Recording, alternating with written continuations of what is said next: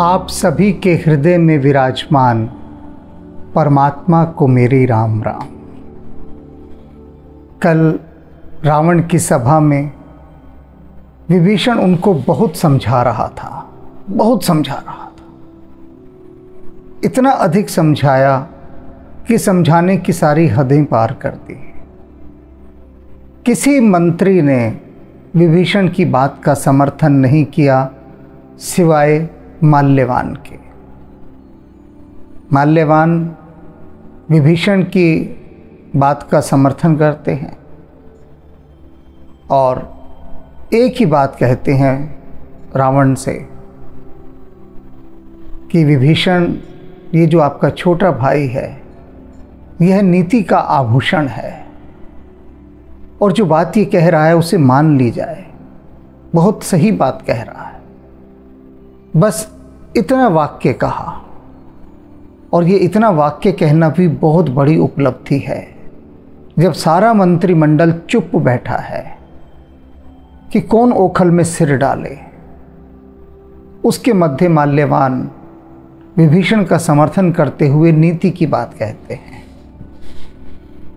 अब आप सभी सोच रहे होंगे कल से कि इतने भली प्रकार से विभीषण ने बातें समझाई, रावण को बताया, चेताया कि वह असत्य के मार्ग पर है, अधर्म के मार्ग पर है, मान जाए, सीता जी को लौटा दे और उनसे जाकर क्षमा याचना मांग ले। स्वयं भी ना जाए, मंत्रियों को भेज दे, वे सीता को ले जाएं, राम तब भी क्षमा कर देंगे। अब रावण इन सब बातों को सुनकर क्या कहता है? आज रावण की कहनी है कि रावण क्या कह रहा है। रिपु उत्कर्ष कहत सठ दो। रावण गुस्से से तमतमा गया विभीषण की बात सुनकर, और उधर से माल्यवान की भी, कि माल्यवान समर्थ कर रहा है विभीषण की बात का, अपना समर्थन दे रहा है। तो रावण क्रोध में चिल्लाता है कि ये जो दोनों मूर्ख हैं, 62, ये दोनों मूर्ख विभीषण और माल्यवान, रिपु उत्कर्ष कहत 62, ये दोनों मूर्ख देखो शत्रु का उत्कर्ष कह रहे हैं, शत्रु की महिमा का मंडन कर रहे हैं। हद कर दी इन्होंने। दूर न करहूं इहां हई को।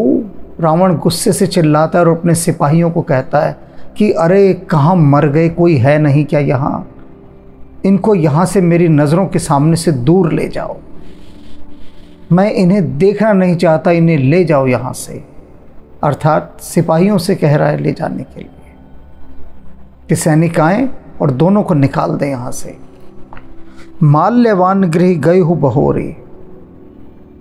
माल्यवान तो डर गए सुनकर बात रावण की, चुपचाप खिसक लिए। अब माल्यवान जी तो खिसक लिए अपना पतली गली से कि भैया मारे जाओगे, क्यों खाम खा मैं बोला, पछताने लगे और चुपचाप निकल गए। सैनिकों की प्रतीक्षा नहीं की कि वे आएं और धक्के मारकर निकालें, खुद ही निकल गए। विभीषण नहीं गया। कहत विभीषण पुन कर जोरे। वहीं खड़ा रहा, फिर हाथ जोड़कर बोलने लगा। देख रहा है विभीषण कि रावण इतना क्रोध से भर गया है कि अब तो चुप कर जाए। समझाना था जितना समझा लिया, कितना समझाएगा? पहले ही मान गया होता समझने से, अब नहीं माना, गुस्से में आ गया और समझा रहा है। अब जब गुस्से में आदमी आ जाए और जगत प्रसिद्ध कोई महाअहंकारी व्यक्ति हो वह आ जाए और उसको उस क्रोध की अवस्था में समझाइए, कभी नहीं समझेगा, कभी भी नहीं। वो सहज सामान्य स्थितियों में नहीं समझेगा तो क्रोध की तो बात ही छोड़ दो। क्रोध में जितना समझाओगे उतना उसकी आग में घी पड़ेगा, और वही रावण के साथ हो रहा है। सुमति कुमति सबके उड़ रही हैं। विभीषण कहता है रावण से कि सुनो, ये जो अच्छी बुद्धि और बुरी बुद्धि है ना, ये हर व्यक्ति के भीतर होती है, सभी के अंदर। नाथ पुराण निगम अस कहे हैं। और हे मेरे स्वामी, ये बात मैं नहीं कह रहा, ये वेद पुराण सारे शास्त्र ये बात कहते हैं कि प्रत्येक व्यक्ति के अंदर अच्छी और बुरी दोनों प्रकार की बुद्धि होती है। जहाँ सुमतितः संपत्ति नाना, और जहाँ अच्छी बुद्धि काम करती है, शुद्ध बुद्धि काम करती है, वहाँ पर संपत्ति की, समृद्धि की, हर चीज़ की वृद्धि होती है, विभिन्न प्रकार की खुशहाली आती है जहाँ अच्छी बुद्धि होती है। जहाँ कुमतितः विपत्ति निदाना, और जहाँ पाप बुद्धि होती है, बुरी बुद्धि होती है, वहाँ हर समय मुसीबतें ही मुसीबतें डेरा डाले रहती हैं, हर समय। तब उर कुमति बसी विपरीता। अब विभीषण हदों को पार करके भी आगे जा रहा है। उस महाअहंकारी क्रुद्ध रावण के सम्मुख क्या कह रहा है? तब उर कुमति बसी विपरीता। आपके हृदय में सब कुछ उल्टा करने वाली वो कुमति आकर बस गई है, अर्थात आपकी बुद्धि भ्रष्ट हो गई है। हित अनहित मानहु रिपुप्रीता। जो हित की बात मैं कह रहा हूं उसे अनहित की बात मान रहे हैं, और शत्रु के साथ आप प्रीति कर रहे हैं। किस शत्रु के साथ? ये जो कुबुद्धि है, ये जो दुर्बुद्धि है, जो पाप बुद्धि है। पाप बुद्धि सबसे बड़ी शत्रु है, और उसे आपने अपना मित्र मान लिया। और जो मैं तब से कह रहा हूं, ये सुंदर बातें, पवित्र बातें, आपका हित करने वाली बातें, उनसे तो आपने बैर साथ लिया है। काल रात निश्चर कुल केरी, ते ही सीता पर प्रीति घनेरी। कहते हैं कि जब विनाश काल आता है ना, तो सच में बुद्धि विपरीत हो जाती है। वही रावण का हाल चल रहा है। विभीषण क्या समझा रहा है कि तेही सीता पर प्रीत घनेरे। आपकी उस सीता पर बहुत घनी प्रीति है, मैं देख रहा हूं। आप सीता को लेकर मरे जा रहे हैं, लेकिन ये नहीं जानते काल रात निश्चर कुल केरे, ये सीता नहीं है, ये तो राक्षसों के लिए काल रात्रि है, सबको खा जाएगी, सबको। और आप इस पर ही अपनी घनी प्रीति लुटा रहे हैं। सीता को अपने वश में करने की आपने ठान ली है। नाश हो जाएगा, ठहर जाइए, ये सीता नहीं है, काल रात्रि है। उधर मंदोदरी समझा चुकी है कि यह सीता नहीं है, ये तो सर्द रात है। आपके कुल के एक एक सदस्य को, जो कि कमल के समान है, सबको ये जलाकर राख कर देगी। पाला है, पाला गिरेगा सबके ऊपर। राम से पाला पड़ा है, राम है पाला इस सर्द रात का, और सबको खा जाएंगे। और नहीं समझ में आ रही रावण को बात। तात चरण गही मांगहूं, राखूं मोर दुलार। विभीषण रावण के पैरों में गिर जाता है और कहता, मैं आपके पैरों में पड़ता हूँ, मेरा ये दुलार रख लो। दुलार माने विनती, कि जो मैं बार बार आपसे विनती कर रहा हूँ, बार बार मेरे इस दुलार को, इस विनती को, इस निवेदन को, इस प्रार्थना को रख लीजिए। पैरों में गिर गया है। सीता देहु राम कहू, अहित न होई तुम्हार। ये सीता जो है ना, ये बस राम को दे दो, फिर तुम्हारा अहित नहीं होगा। अब देखो कैसा भाई है विभीषण, कि अपने बड़े भाई के हित के लिए कितना प्रयत्नशील है। उसको सन्मार्ग पर लाने के लिए, सतपथ पर लाने के लिए स्वयं कितना अपमान सह रहा है, कितना अपमान। बार बार विनती कर रहा है और हर बार यही कह रहा है कि मैं आपके हित की बात कर रहा हूं, अपने हित की कहीं बात नहीं कह रहा, सिर्फ रावण के हित की बात। बुद्ध पुराण श्रुति सम्मत बानी, कही विभीषण नीति बखाने। और विभीषण ने वे सारी बातें जो कि ब्राह्मण कह सकते हैं, वेद कहते हैं, पुराण कहते हैं, सब नीति के अनुसार रावण के सामने रख दी, जितनी भी नीतियां होती हैं। सुनत दशानंद उठा रिसाई। अब तक वह रावण अपने सिंहासन पर बैठा है, वहीं से बैठे बैठे क्रोध कर रहा है। विभीषण रावण के पैरों में गिरा पड़ा है और कह रहा है कि सीता लौटा दो, इसमें आपका भला होगा। अब रावण अपने सिंहासन से उठ जाता है क्योंकि क्रोध इतना अधिक हो गया, सीमा को पार कर गया और अब बैठा नहीं जा सकता रावण से। सुनत दशानंद उठा रिसाई। सुनते ही विभीषण की यह बात गुस्से से उठ गया। खल तो ही निकट मृत्यु अब आई, और कहता है दुष्ट, लगता है तेरी मौत आ गई है। अब अपने छोटे भाई को कह रहा है, कितनी गालियां दे रहा है, मूर्ख कह रहा है उसे, दुष्ट कह रहा है। देख लीजिए आप कि जो नीति की बात कहता है व्यक्ति, धर्म की बात कहता है, उसे दुनिया मूर्ख कहती है, पागल कहती है, दुष्ट कहती है। सबके अपने अपने मापदंड हैं। पापियों को सज्जन दुष्ट लगते हैं, मूर्ख लगते हैं, और रावण को लग रहा है विभीषण। जियसी सदा सठ मोर जियावा। बारंबार बिना गाली दिए तो रावण बात कर ही नहीं सकता। अपने छोटे भाई को, सारे मंत्रिमंडल बैठा है, सबके सामने गालियां दिए जा रहा है। तुलसीदास जी बता रहे हैं कि रावण लंका का है जो इतनी गालियां दे रहा है, पर मुझे तो लग रहा है कि ये भारत का कोई अहंकारी नेता है जो हर अफसर को, हर मंत्री को गाली दिए बिना बात नहीं करता। देखो कितनी गालियां दे रहा है, और अभी हर वाक्य में गालियां दे रहा है रावण विभीषण को, अपने छोटे भाई को। जियसी सदा सठ मोर जियावा। कहता है मूर्ख, तू मेरा जिया खाता है, मेरा दिया, और ये जो तू जिंदा है ना आज, मोर जियावा, मेरी वजह से जिंदा है, क्योंकि मैं तुझे रोटी खाने को देता हूँ, अन्न देता हूँ, मेरे टुकड़ों पर तू पल रहा है मूर्ख। रिपु कर पछ मूड तो ही भावा।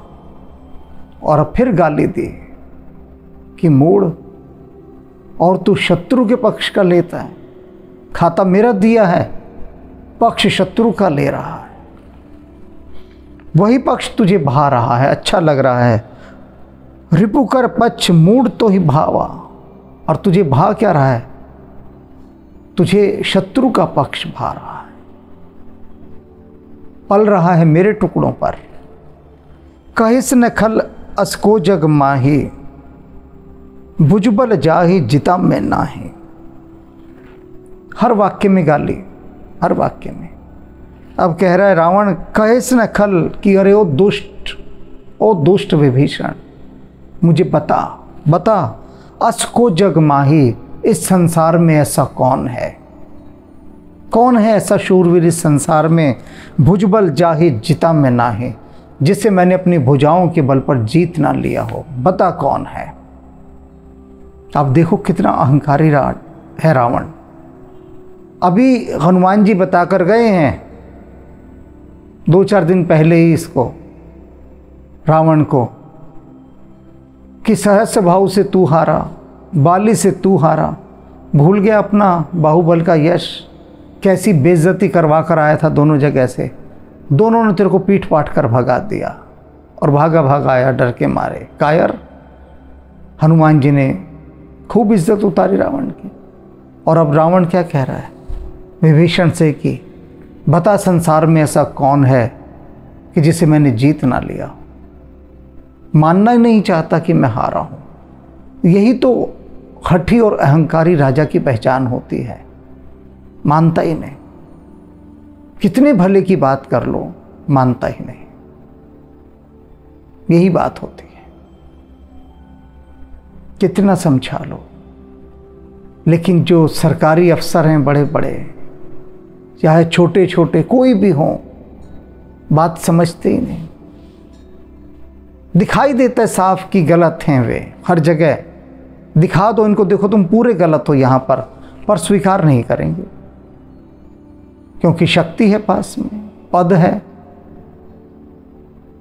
तो कौन उन्हें गलत ठहरा सकता है? कोई भी नहीं, क्योंकि वे स्वयं ही नहीं मानते कि हम गलत हैं। अब क्या कहता है रावण, ममपुर बसे तपस्विन पर प्रीति, कि मेरे पुर में रहता है तो विभीषण, मेरी नगरी में रहता है और तपस्वियों पर तेरा प्रेम है। राम को अपमानित करने के लिए रावण यहां तपस्वी कह रहा है, कोई सम्मानजनक रूप से नहीं कह रहा। तपस्वी शब्द अपमानजनक रूप में यहां कह रहा है। कहने का अर्थ है कि भिखारी, कि तू रहता तो मेरी नगरी में है और प्यार उन भिखारियों पर जता रहा है।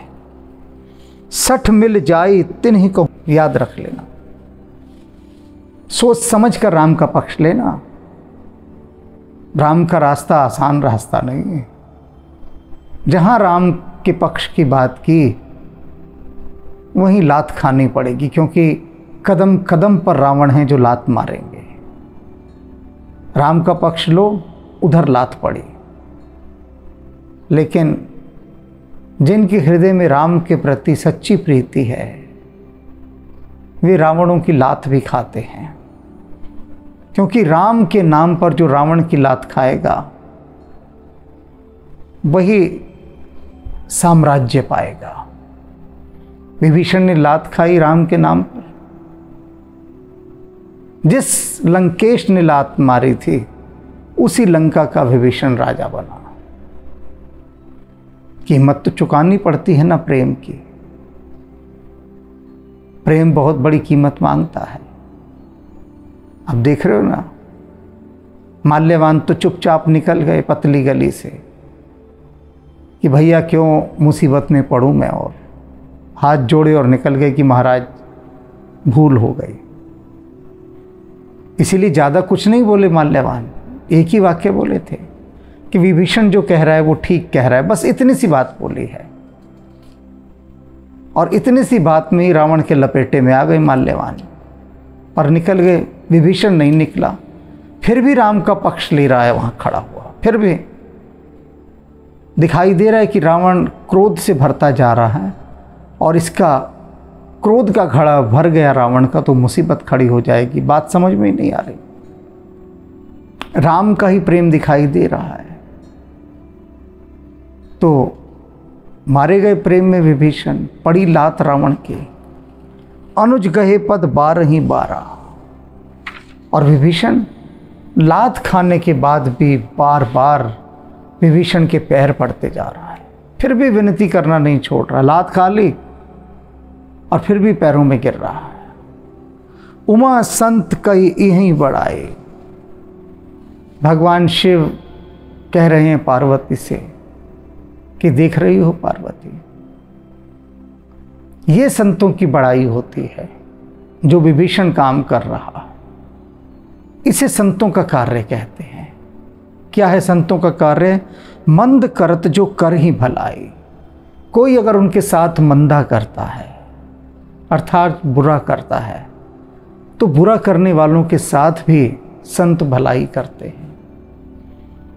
रावण लात मार रहा है, विभीषण फिर भी रावण के पैरों में अपना सिर रखकर गिड़गिड़ा रहे हैं, विनय कर रहे हैं, उसी के लिए कर रहे हैं, उसके भले के लिए ही कर रहे हैं। रावण नहीं समझ रहा। तुम हो पित सरिस भले मोहि मारा। विभीषण क्या कहता है? क्रुद्ध नहीं है कि रावण ने लात मारी, अपमानित नहीं अनुभव कर रहा। मारी तो मारी, कोई बात नहीं, बड़ा भाई है, लात मार दी तो। और क्या कहता है विभीषण? तुम ही पिता सरिस, कि हे भ्राता जी आप मेरे पिता के समान हैं, बड़ा भाई पिता के समान। भले ही मोहि मारा, भला किया जो मुझे मारा, मुझे कोई बुरा नहीं लगा, अच्छा ही लगा। पिता के समान है, आपको अधिकार है मारने का, मुझे भला ही लगा आपने मुझे मारा। राम भजे हित नाथ तुम्हारा। लेकिन हे मेरे स्वामी, बस आप राम को भज लो, इसी में आपका हित है, इसी में हित है। सचिव संगले नभपथ गए हो। रावण ने धक्के क्या लात मार के विभीषण को लंका से बाहर निकाल दिया। अब विभीषण के जो पक्ष के कुछ गिने चुने मंत्री थे, समर्थक, अपने समर्थकों को लेकर विभीषण आकाश मार्ग से चला जाता है। सब ही सुनाई कहत अस भय हो, और जाने से पहले सबको सुनाकर जाता है। राम सत्य संकल्प प्रभु सभा काल बस तोरे। कहता है रावण, एक बात सुन लो, ये जो प्रभु राम हैं ये सत्य संकल्प हैं, सत्य के मार्ग पर और सत्य का ही संकल्प करते हैं। सभा काल बस तोरी, तेरी जो सभा है ना, ये काल के वशीभूत हो गई है, काल के वशीभूत। मैं रघुबीर शरण अब जाऊँ देहु जन खोरी। मैं अब प्रभु श्री राम की शरण में जा रहा हूँ। कल को मुझे दोष मत देना कि मैं क्यों उनकी शरण में चला गया। तूने ही मुझे लात मार कर निकाला है यहाँ से। अब मेरे पास प्रभु श्री राम के अतिरिक्त कहीं कोई ठोर ठिकाना नहीं, इसलिए अब कल को तो मुझे दोष मत देना। अब वे लोग भी सुन लें जो कहते हैं कि विभीषण गद्दार था। सुन लें वे लोग जो भी ये कहता है ना कि विभीषण गद्दार था, समझ लेना कि उसके भीतर से रावण बोल रहा है। वह स्वयं रावण ही है जो बोल रहा है कि विभीषण गद्दार था। ऐसे व्यक्तियों की एक ही पहचान है, जो ये कहते हैं कि विभीषण गद्दार था। इसे गद्दार कहते हैं जो बार बार भाई के पैरों में गिर कर लात भी खा ली फिर भी पैरों में गिरा हुआ है, और उसे बारंबार कह रहा है कि जिस पराई स्त्री को तुम उठा लाए हो उसे लौटा दो। ये अच्छा काम नहीं किया, ये वीरता का काम नहीं है, ये कलंकित करने वाला काम है, ये कलंकित करने वाला काम। मत करो ऐसा, सीता को लौटा दो, वरना हमारे सारे कुल का नाश हो जाएगा। विभीषण गद्दार नहीं, विभीषण सच्चा देशभक्त है, सच्चा देशभक्त, क्योंकि वह चाहता है कि लंका विनाश की ओर न जाए, बच जाए विनाश से। अपनी ओर आते हुए विनाश को वह स्पष्ट देख पा रहा है विभीषण, क्योंकि उसका परिणाम वो जन स्थान में देख चुका था। राम ने किस प्रकार से सब कुछ ध्वस्त कर दिया, सब कुछ धूल में मिला दिया। रावण की एक बहुत बड़ी सैनिक छावनी जन स्थान में, बहुत बड़ी, और उस सारी छावनी को राम खा गया है। विभीषण ये देख पा रहा है कि ये राम नहीं है, ये तो साक्षात काल है, और ये सारी लंका को खा जाएगा। तो अपने भाई को बचाना है, परिवार को बचाना है। और दूसरी बात कि राम सत्य संकल्प के पथ पर हैं। भरी सभा में कह रहा है वो चलते समय कि रावण सुन ले, राम सत्य संकल्प वाले हैं और तू, तेरी सभा दोनों काल के वशीभूत हो गए हैं। कल को मुझे दोष मत देना कि मैं क्यों छोड़कर चला गया लंका को। अस कह चला विभूषण जब ही, आयुहीन भय सब तब ही। जैसे ही विभीषण ऐसा कहकर लंका से निकला, उसी समय सभी लंका में सबकी आयु कम हो गई, अर्थात सब मृत्यु की ओर बढ़ने लगे। साधु अवज्ञा तुरत भवानी, कर कल्याण अखिल कय हानि। भगवान शिव कह रहे हैं पार्वती से कि सुनो पार्वती, जहां कहीं भी साधु पुरुष का अपमान होता है ना, जहां कहीं भी, वहां क्या होता है? जहां साधु का अपमान होता है, सारे कल्याणों का नाश हो जाता है और केवल विनाश आरंभ होता है। सब कल्याण, सब पुण्य नष्ट हो जाते हैं जहां पर किसी साधु पुरुष का अपमान किया जाए। राम भरत को समझाते हैं,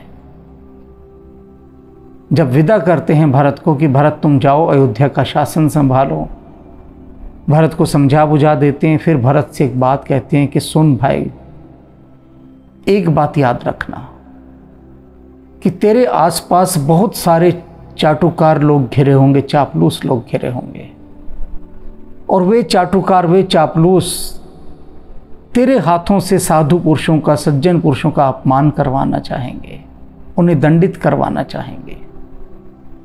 तू ऐसा कभी मत करना, अन्यथा सज्जन का किया गया अपमान, साधु को दिया गया दंड, ये अनंत काल तक पीछा करता है, अनंत काल तक।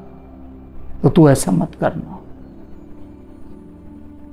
दुष्टों और मूर्खों के बहकावे में आके साधु पुरुषों के साथ अत्याचार मत करना, राम विशेष रूप से समझाते हैं। और यही बात यहाँ पर भगवान शंकर पार्वती को बताते हुए कह रहे हैं कि देखो पार्वती, अब लंका में सारे पुण्य समाप्त हो गए, सारे पुण्य, क्योंकि विभीषण को लात मारकर निकाला। किस विभीषण को?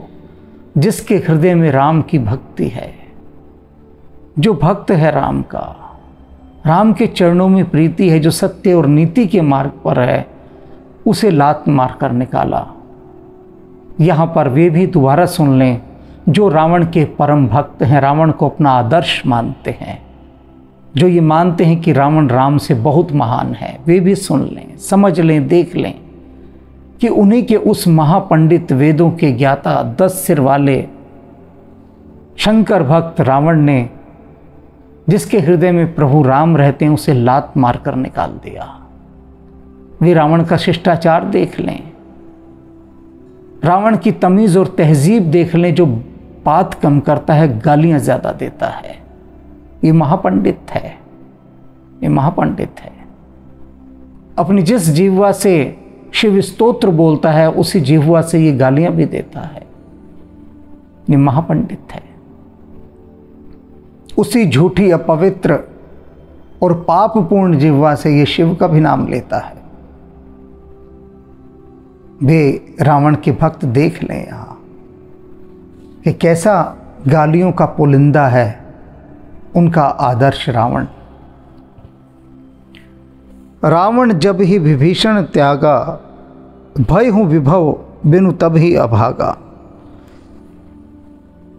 रावण ने जैसे ही विभीषण का त्याग किया, उसी समय से वह अभागा बन गया, पूरी तरह से अभागा। उसका सारा वैभव अब नष्ट होने की ओर बढ़ने लगा। जब तक विभीषण का त्याग नहीं किया था, तब तक कुछ आशा की किरण थी कि शायद बात बन जाए। अब तो बात पूरी तरह से बिगड़ चुकी है और बुरी तरह से बिगड़ चुकी है। चले हूँ हर्ष रघुनाथ पाए हैं, करत मनोरथ बहु मन माहे। अब विभीषण प्रभु श्री राम की तरफ चल दिए। करत मनोरथ बहु मन माहे, और विभीषण के मन में बहुत सारे मनोरथ हैं, मन की इच्छाएं हैं। क्या क्या मनोरथ हैं, क्या क्या मन की इच्छाएं हैं भाई? होंगी ही। जब अपने देश से बहिष्कृत कर दिया गया, तिरस्कृत कर दिया गया, अब राम के पास जा रहा है विभीषण, तो मन में होंगी तो बहुत सारी इच्छाएं। क्या हैं वे इच्छाएं? देखूं जाई चरण जल जाता, अरुण मृदुल सेवक सुखदाता। पहली इच्छा क्या है कि मैं जाऊं और प्रभु श्री राम के उन लाल चरण कमलों को देखूं, जो सदा अपने भक्तों को सुख देने वाले हैं। इच्छाएं सुन लो यहाँ विभीषण की क्या क्या है। वे भी सुन ले सारे, वे भी सुन लें जो कहते हैं कि विभीषण गद्दार था। उस गद्दार की पहली इच्छा भी सुन लो कि सिर्फ प्रभु श्री राम के वे लाल चरण कमल, जो भक्तों को सुख देने वाले हैं, उनको देखने की इच्छा। जे पद परस्तरी ऋषि नारे, जिन चरणों को के स्पर्श से गौतम की पत्नी अहिल्या तर गए। दंडक कानन पावनकारी, दंडक वन को जिन्होंने पवित्र किया। रावण के चरण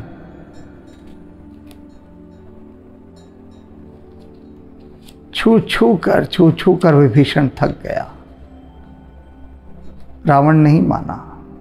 और इधर विभीषण कह रहा है कि उन चरणों को छूने की इच्छा है, देखने की इच्छा है, जिनके पदार्पण से दंडक वन पवित्र हो गया। पापों से भरा था। दंडक वन में राक्षस ही राक्षस थे।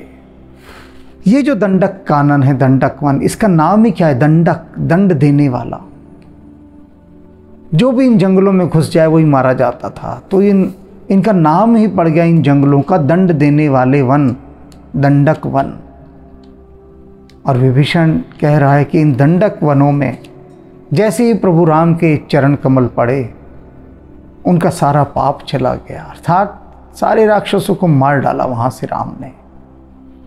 उन प्रभु श्री राम के उन चरणों को मैं देखना चाहता हूँ, छूना चाहता हूँ, जो दंडक वन में पधारे। जे पद जनक सुदा उर लाए, वे पैर जिनको जानकी जी, सीता जी ने अपने हृदय में धारण किया हुआ है, उनके दर्शन करना चाहता हूँ। कपट कुरंग संग धर धाए, उन चरणों का स्पर्श करना चाहता हूँ जो मायावी हिरण के पीछे दौड़े दौड़े गए थे।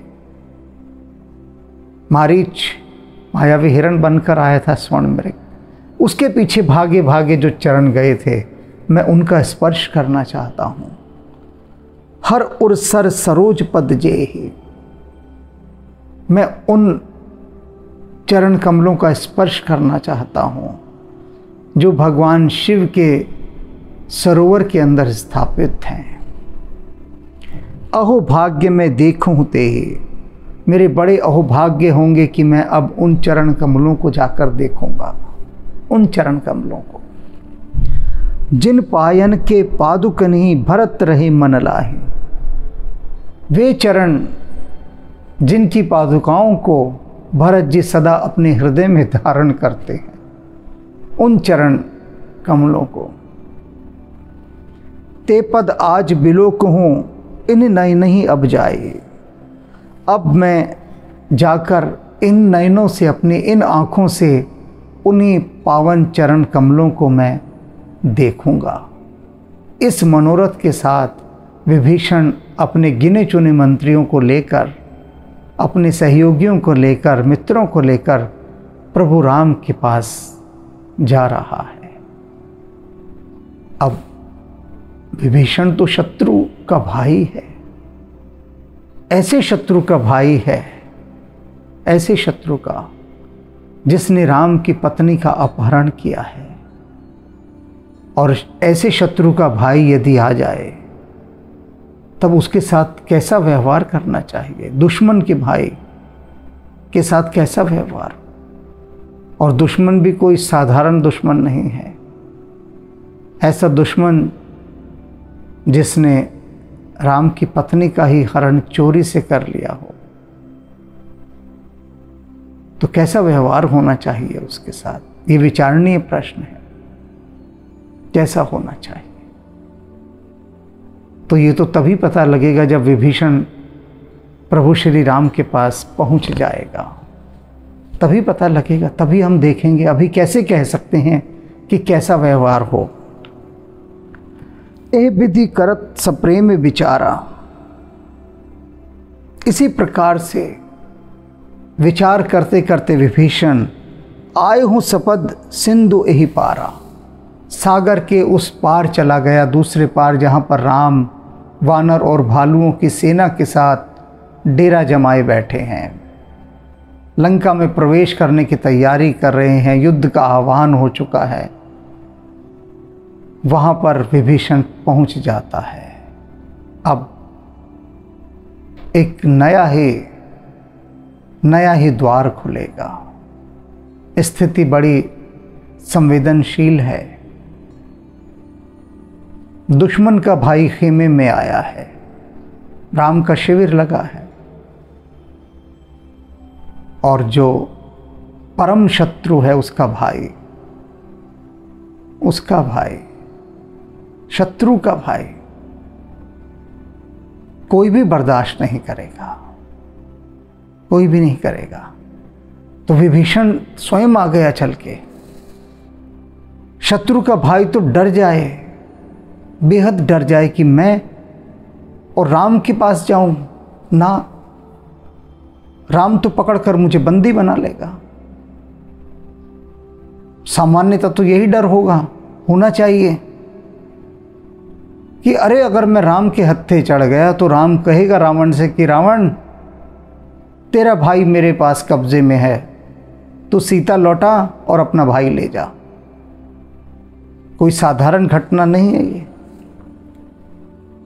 विभीषण को तो कुछ पता ही नहीं कि राम उसको जानते भी हैं या नहीं जानते, या जानते भी हैं तो उसके साथ कैसा व्यवहार करेंगे, कुछ नहीं पता विभीषण को। लेकिन मन में सिर्फ यही भाव आ रहा है, यही भाव कि मैं उन चरण कमलों को देखूंगा। और प्रभु के चरण कमलों की बहुत विशेषता बता दी। एक बार भी विभीषण के मन में ये ख्याल नहीं आता, एक बार भी कहीं से, किसी भी कोने से कोई भी नकारात्मक विचार, नेगेटिव थॉट कोई भी नहीं आता कि कहीं ऐसा तो नहीं कि मुझे शत्रु का छोटा भाई समझकर प्रभु श्री राम बंदी बना लें, मुझे दंडित करें, मुझे अपने लिए एक हथियार की तरह इस्तेमाल करें, रावण के साथ सौदेबाजी करें। कहीं कोई विचार इस तरह का नहीं आ रहा कहीं से भी, जबकि आना चाहिए। ऐसा विचार आना सहज स्वाभाविक है, आना चाहिए। आप स्वयं सोचिए, आपके भाई का कोई शत्रु हो और ऐसी स्थिति बनी हुई हो कि आप चले जाएंगे उसके पास? कभी ना जाएं, कभी भी ना जाएं। तो ये मर्म क्षेत्र है। इस प्रसंग का सबसे बड़ा मर्म क्या है कि जो भक्ति है, हृदय की गहरी भक्ति, वह कभी भी नकारात्मक विचार नहीं आने देती। किसी भी प्रकार का कोई बुरा विचार, नेगेटिव थॉट, कुछ नहीं। विभीषण के मन में कुछ नहीं है। और अपने भाई के शत्रु के शिविर में विभीषण जा रहा है, अपनी जान हथेली पर रखकर। और उसे पता ही नहीं है कि वो अपनी जान हथेली पर रखकर जा रहा है, वो तो भक्ति में जा रहा है, प्रेम में जा रहा है। अब क्या होगा ये तो राम जाने। राम राम। लवलेश शिव शक्ति पाए अभिमाना, लवलेश शिव शक्ति पाए अभिमाना। रावण ना जाने शिव के, रावण ना जाने शिव के आराध्य रामा। रावण ना जाने शिव के हरि बिना हर लाए सीता को रावण। हरि बिना हर लाए सीता को रावण। डरता है तू कितना, डरता है तू कितना, प्रभु से बताना। रावण ना जाने शिव के आराध्य रामा। रावण ना जाने शिव के सूर्य तेज सुन मेरे श्री रघुराई। सूर्य तेज सुन मेरे श्री रघुराई। अज्ञानी रावण, अज्ञानी रावण खदोत समाना। अज्ञानी रावण खदोत समाना।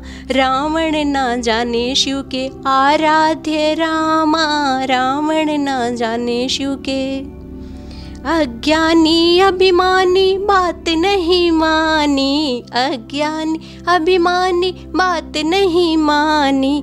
जारी गयो लंकारे, जारी गयो लंकारे सुत हनुमाना। जारी गयो लंकारे सुत हनुमाना। जारी गयो लंकारे। रावण ना जाने शिव के आराध्य रामा, रावण ना जाने शिव के। क्रूर अत्याचारी महापापी रावण, क्रूर अत्याचारी महापापी रावण, गया जो शरण में, गया जो शरण में क्षमेंगे तुझे रामा, गया जो शरण में क्षमेंगे तुझे रामा, रावण ना जाने शिव के